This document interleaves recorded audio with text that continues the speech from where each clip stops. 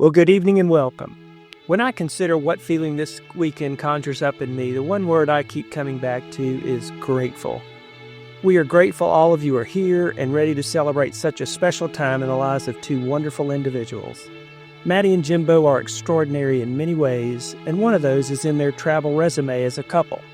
So if you've wondered how to say grateful when you're in Colombia, Norway, Italy, Sweden, or New Zealand, Mads and Jimbo just may have you covered. My name is Richard, and I must say I have a lot to be grateful for. The high points of my life have been when Allison said yes, holding Maddie for the first time when she was a newborn, and now today as she and Jimbo embark on a new journey as husband and wife. My life with Allison and Maddie has been quite an adventure, and I cherish the memories made over the years doing the simplest of things, and I will cherish the memories of this weekend forever. So why create a short video in lieu of a traditional wedding toast? Well, one must consider the scientific findings surrounding a syndrome known as OMMS, also known as Old Man Microphone Syndrome. Males over 65 when holding a microphone at a wedding have been experiencing a sudden and rather shocking drop in both IQ and self-awareness. OMMS is especially acute when only daughters are involved. As such, I'm opting to take the mic out of my hand and let video work its magic. Hopefully in the process I don't end up looking like our friend here. So here goes. Trust me, this will be over soon. As I have stated, there is much to celebrate this evening. Maddie and Jimbo are wonderful as individuals, but even better as a couple. They have been the driving force behind planning this weekend. From the start, they wanted this to be all about bringing friends and family together, and I hope you all have taken full advantage of this wonderful venue. Allison and I, along with Jim and Laura, are so honored to have you here. Each of you has played a very special role in shepherding these two along life's path, and we ask your continued support as their adventure continues. This is truly a holy event, and we should all honor the commitment these two are making to each other. Let's also take time to remember and honor those who cannot be with us physically, but who we know are with us in spirit. Their presence is very much felt and appreciated. A very special thanks to Reverend Keith Turman for his leadership in today's beautiful service, and a huge thank you to the entire staff here at Camp Rockmont, who almost a year ago to the day suffered the impact of Hurricane Helene. You know, it's amazing to think of all the effort required to get these facilities ready for this weekend. Job well done, guys. And to Jim, Laura, and the entire parish family, Allison and I want to say thank you for allowing us to come alongside and combine our families. Here's to plenty of pickleball, golf, and croquet in the very near future. As a one-and-done newbie to this wedding speech thing, I reached out for advice from my very wise and very practiced siblings.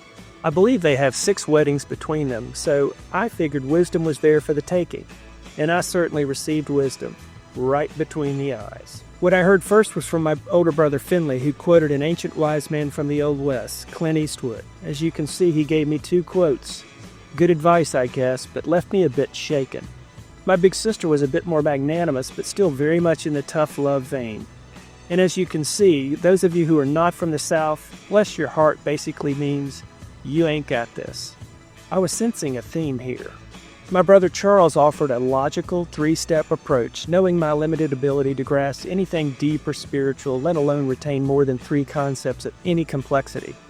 His first 2 points stung a bit, but you know, it was that last point that began to haunt me. Embarrass Maddie is the hurdle? Yikes. So I sought out one additional viewpoint. As you can see, what I sought was wisdom from Allison, and what I got was feedback. But you know, her last point gave me hope. Maybe this speech thing is really that simple. I've only got one job here. Just make Maddie smile. That can't be so hard, can it? So here we go. Hey Jimbo, trust me, photos of our lab Sadie are magic. They work every time. You might want to remember that. Okay, so I want to say a few things about our new son-in-law. Like the incredible stone Jimbo fashioned for Maddie's engagement ring, the man is multifaceted. When we first started to hear a trickle of news about him, I was impressed with his varied interest. And I love that he couldn't easily be pigeonholed. The man was exceptional in the kitchen. He was a foodie extraordinaire, actively seeking out esoteric cafes and always picking the menu item that was the most adventurous. And yet, the man has a soft spot for McDonald's. I mean, Michelin stars to the Golden Arches, the man has it covered. He was also quite the party thrower. He was extremely gracious in meeting Maddie's friends and coworkers, and he loved creating his own fun.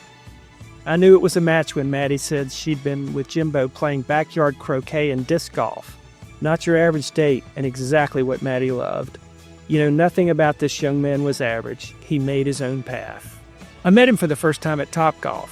I must admit I thought he was either crazy or insanely courageous.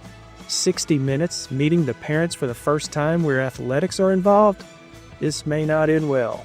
But you know, Jimbo made it super easy for us. From the outset, several things were very clear. Jimbo was a gentleman. He was very polite, and he was pretty darn good at golf. You know, he knew the rules of golf, but more importantly, he knew how to play the real game that was being played here. As proof, check out some of his strategically complimentary comments on Allison's golf swing.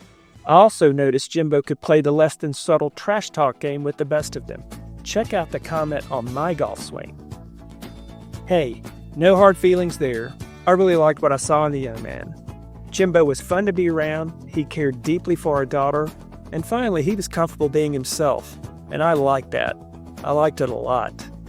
I was also very impressed by the decisiveness he demonstrated when the waitress came around at the end of an hour and asked if we'd like to go another round on the drinks and maybe another round on the golf.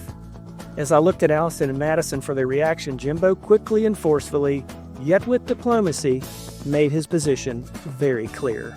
Well played, young man. As I've gotten to know him, it's very clear he and Maddie belong together. They complement and derive energy from each other, they live to explore the world, and they care deeply for each other. Jimbo, welcome to the fam. Wonderful to have you aboard. It's great to have a son after all these years. I look forward to some serious Frisbee, pickleball, and travel in the years ahead.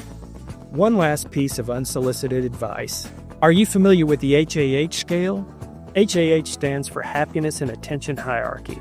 Basically a stack ranking of where your significant other derives their happiness and thus where they are most likely to engage their full attention. My advice to you, Jimbo, is to always know where you stand on the HAH scale of Maddie. To help you understand this concept, here's Allison's HAH top 10 at the moment.